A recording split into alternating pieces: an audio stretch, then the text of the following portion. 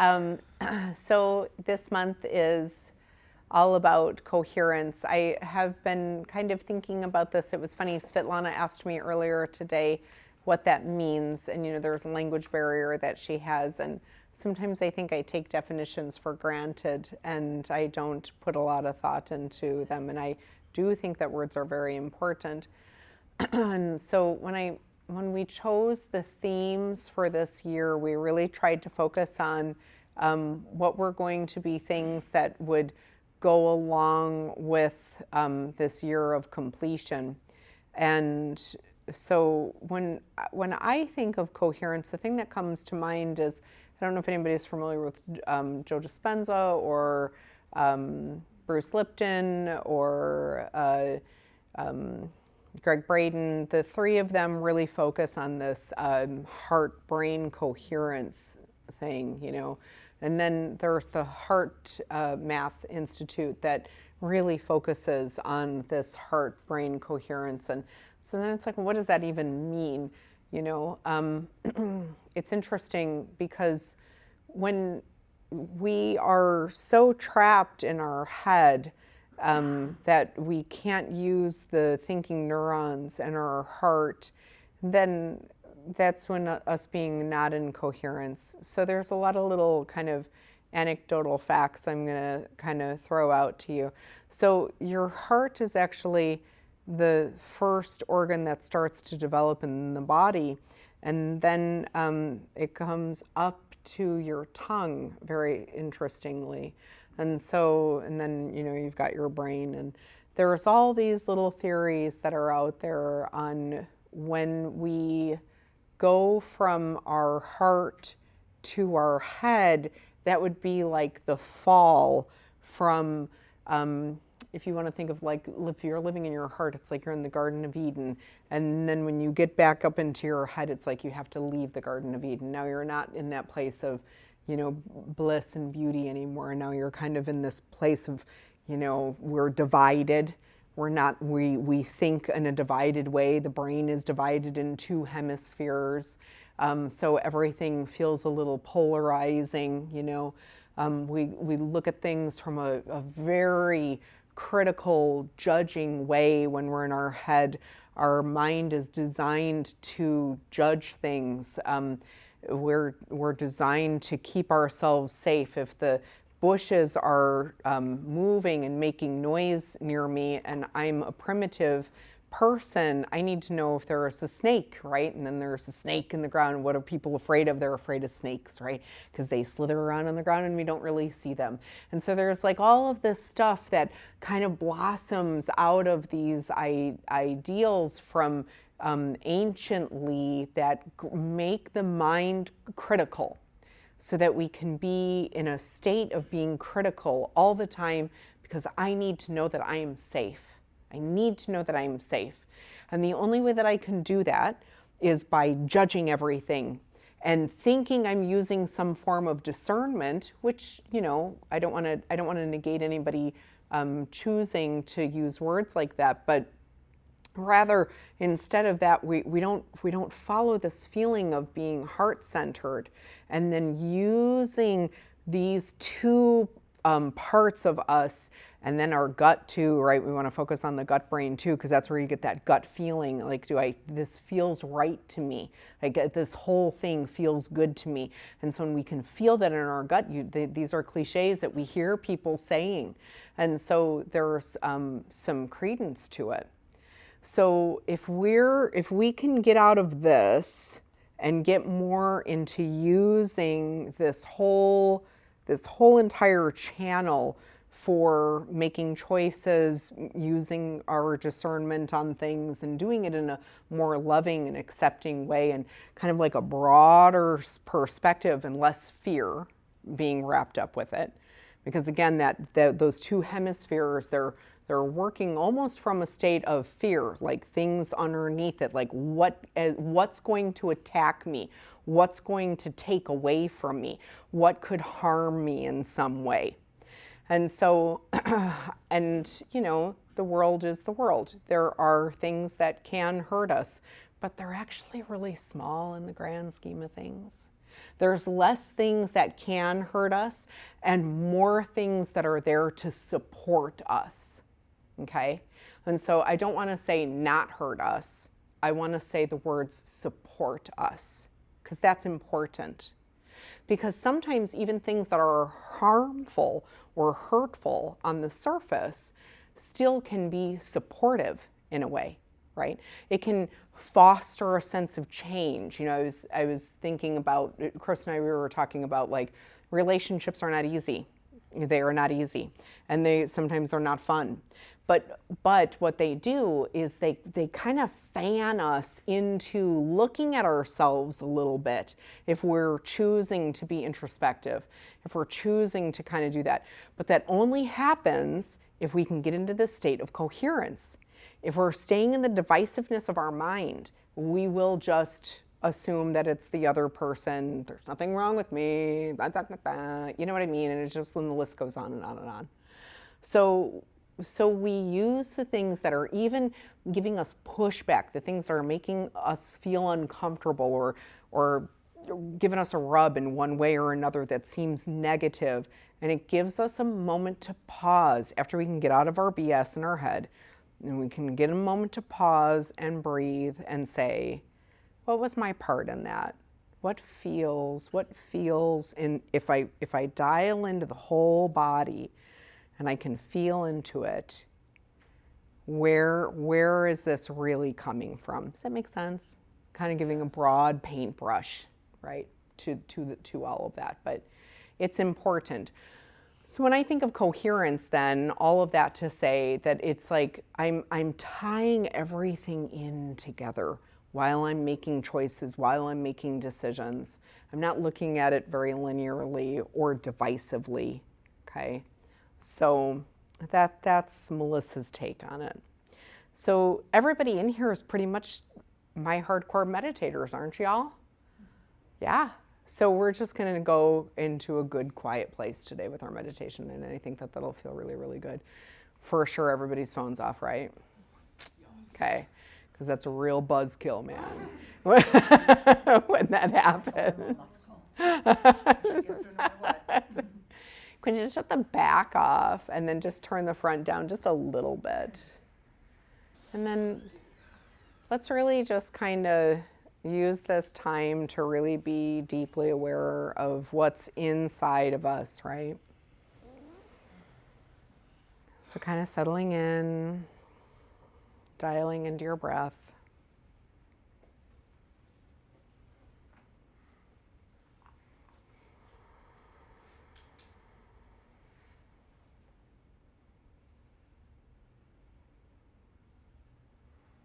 Turning the corners of your mouth just really softly up. It doesn't have to be like a big tight grimace. It's just like a little soft smile. Being sure that the jaw is loose, making sure that the tongue is loose.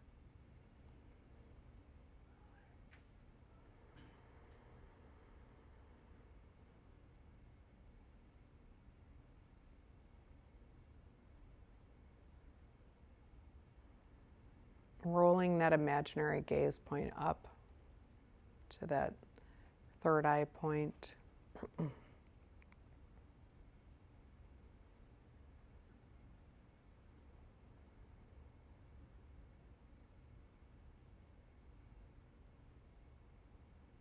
Dial into your breath just a little bit more.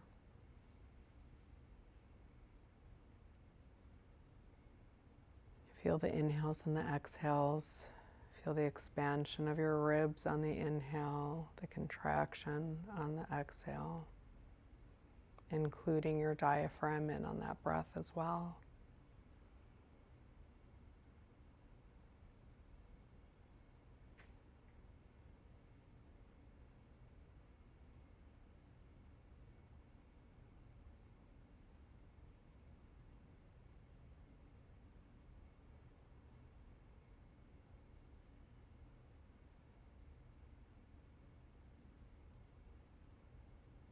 And we're going to allow the object of our meditation today to be this channel that I had talked about today. The mind, the brain, the heart, the gut, these three brains that we refer to.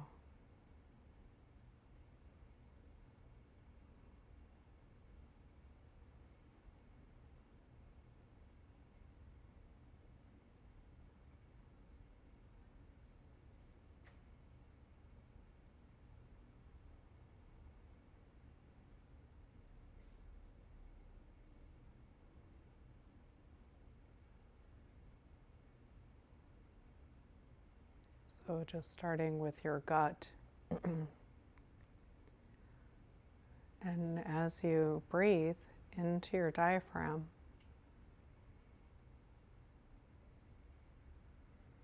and bringing all of your focus and your attention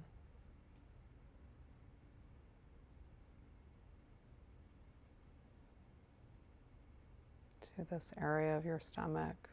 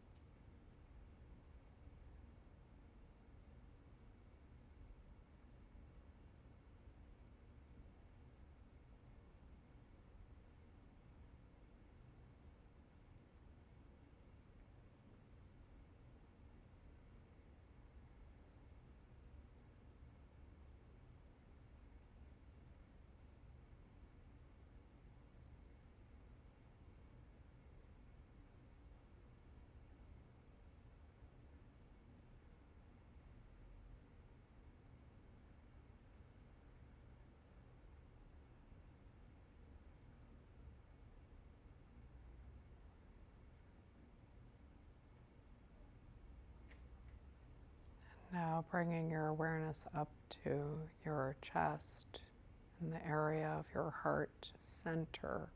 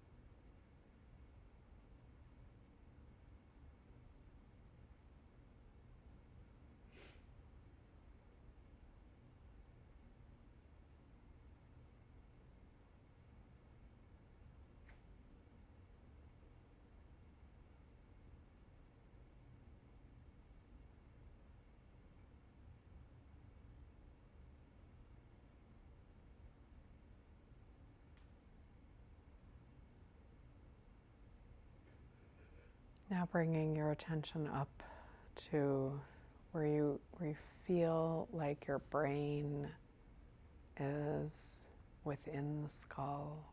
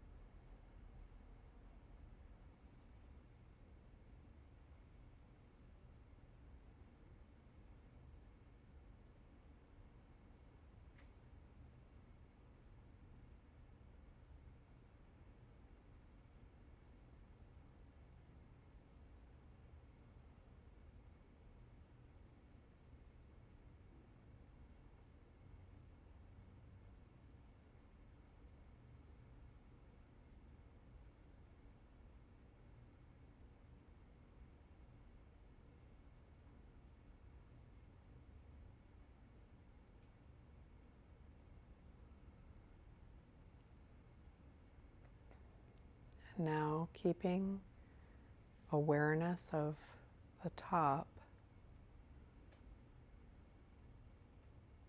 you're going to hold that while you include the heart.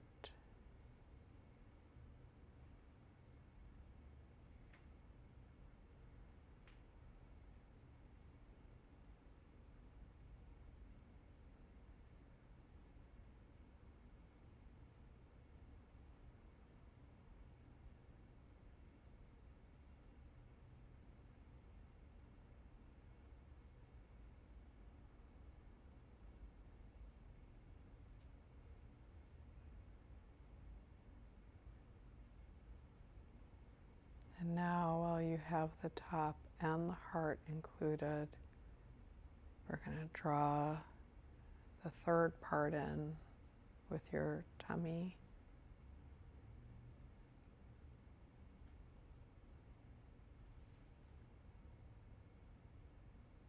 It's like an activation.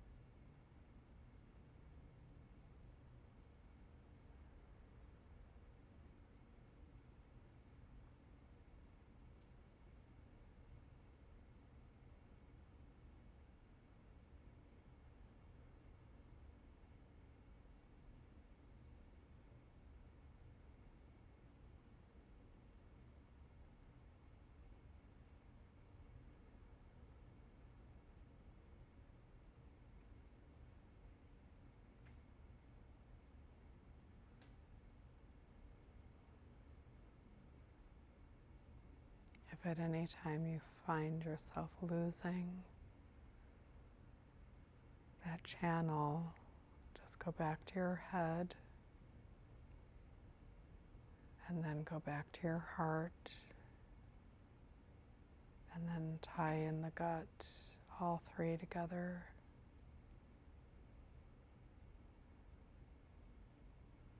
It's helpful to envision the breath going into all three parts at the same time.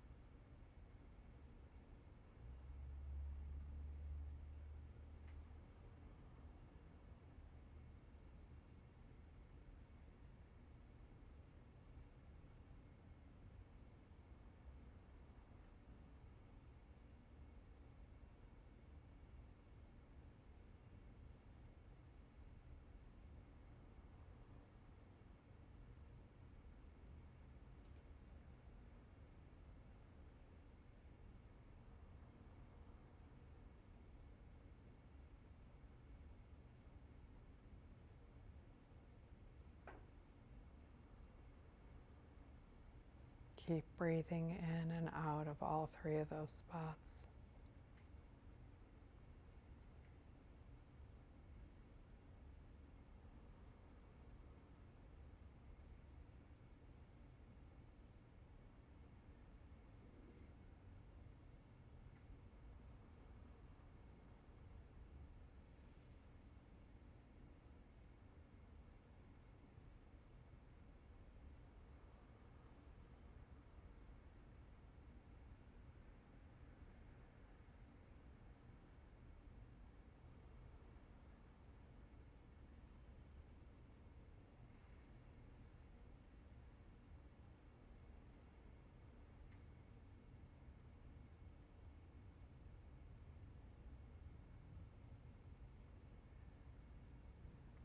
we're going to picture or imagine the very first person that comes to mind that would benefit from this.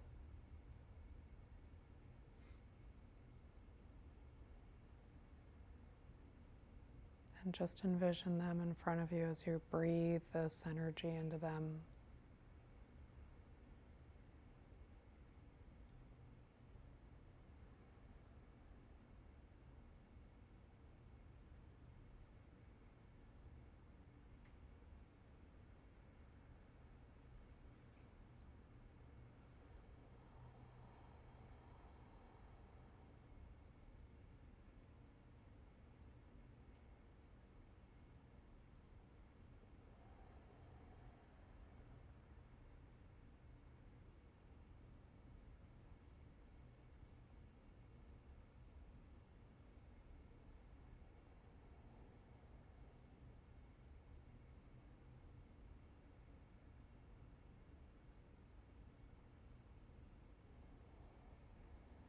It's as if your breath is activating those same 3 spots for them.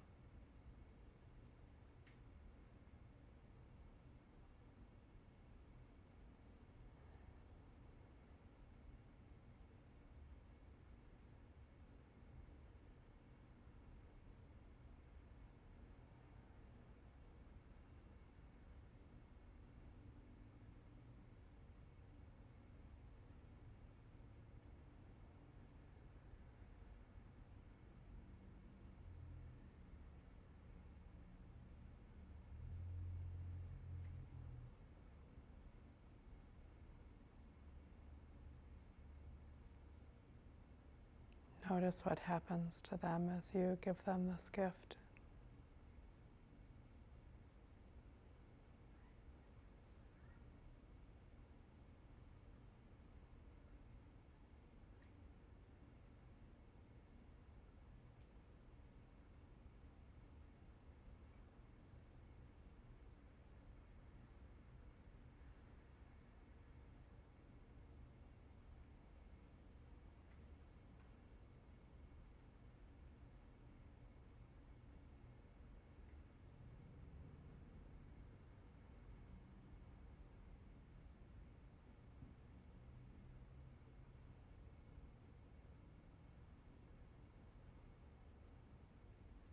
And notice how you feel.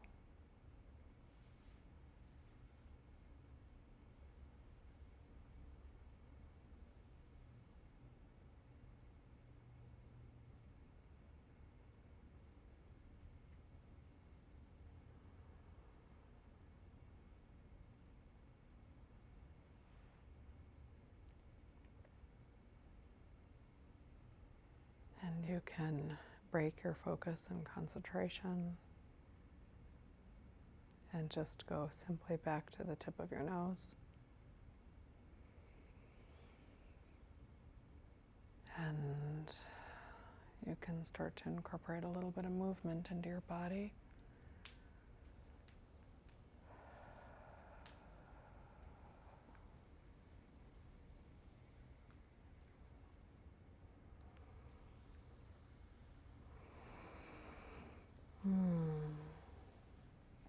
And your eyes are last, as always.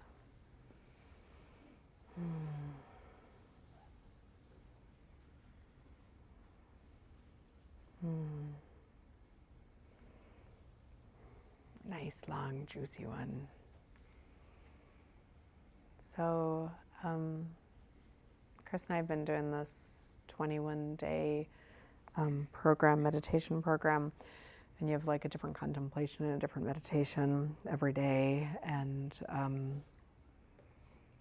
this is the 3rd time that we've gone through it. And at the end of each one of the meditations, they encourage you to dedicate any merit that you've accumulated from the meditation to another person.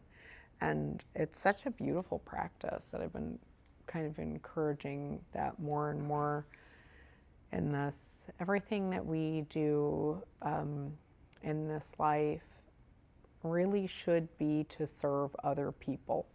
It really, really should be. And I'm not trying to say that in a should, like you're a bad person if you don't. When I say should, I've noticed that my life is more meaningful the more I put an effort into helping others, helping to lift them up, raise them up in any way that I can,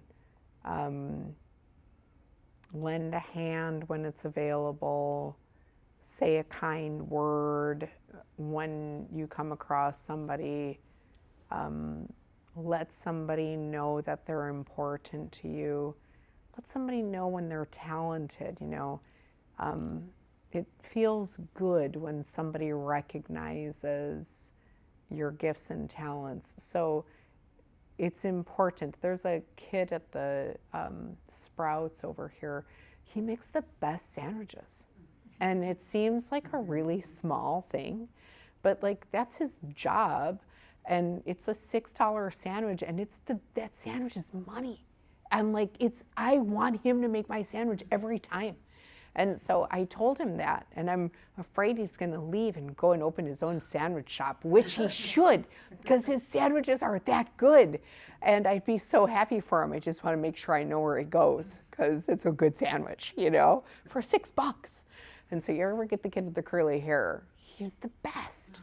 And so I tell him when he makes my sandwich, and he's like, thanks. And I'm like, I mean that, man. Like, share those little things. Do you know what I mean?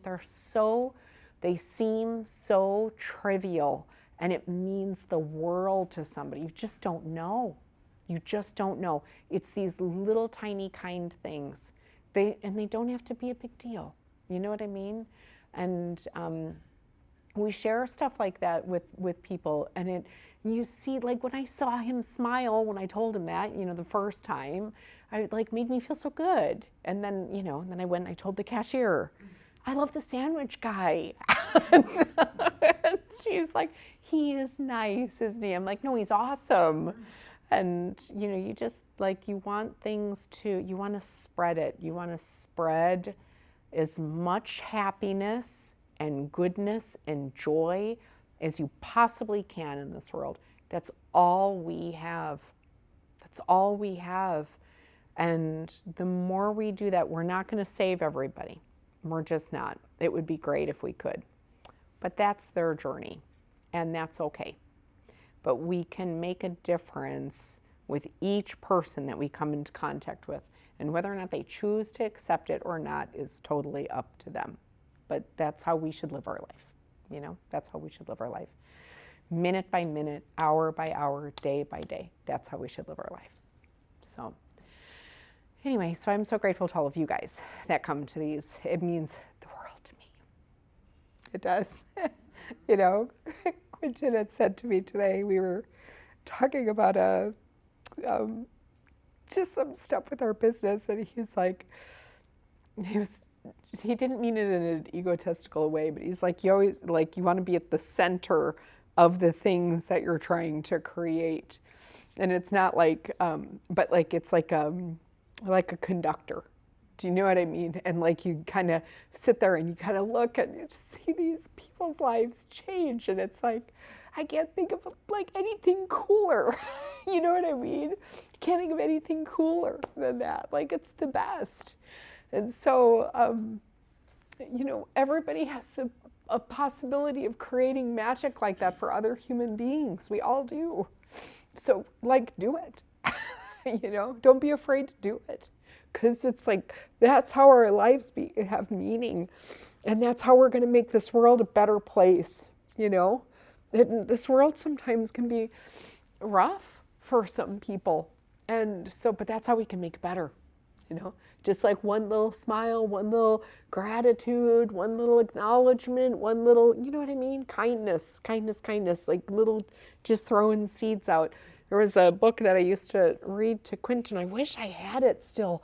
that it was called the Lupine Lady, I think, and it was about this woman that she threw seeds out all over the place, and then and people were like, "What are you doing?" And then, as years went on, you would just see these beautiful flowers everywhere, and it was her way of just trying to like make the world so beautiful, and so that's what we can do.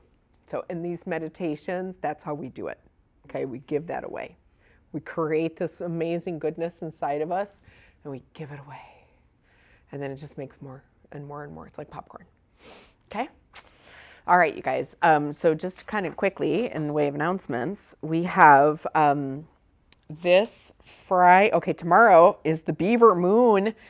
So it's supposed to be the largest moon of the year. So if you're feeling kind of weird, it's because we're in the, what I always say, it's like the 3-day window, right? And then there's like, so we're like right in the thick of it. And so that's probably why I'm so weepy. And then we have the archetypal dance on the 7th. So if you have not done that, please try it. It's the last two. She's like completing the entire major arcana. So the last two will be this one and then in December.